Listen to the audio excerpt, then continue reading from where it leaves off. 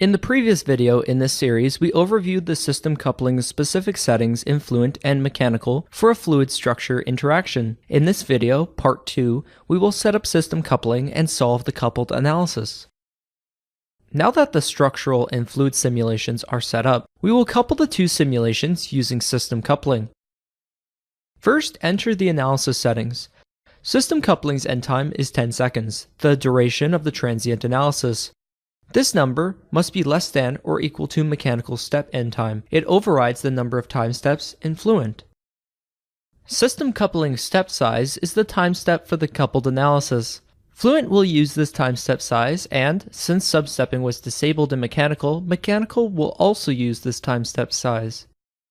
By default, 5 coupling iterations occur within each coupling step. We'll use that default value, which, for this simulation, will allow good convergence of the physics solution within each step.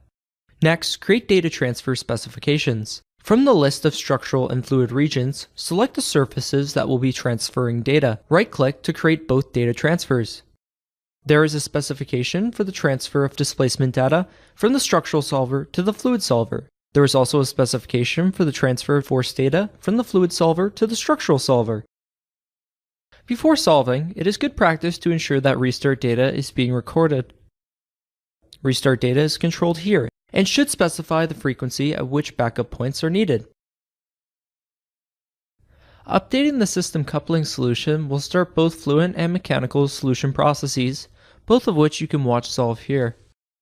The solution processes, as well as the data transfers, are controlled by system coupling. The system coupling log file is here.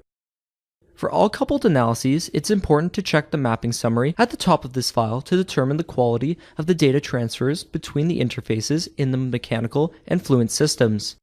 Each coupling step is listed with details about its coupling iterations.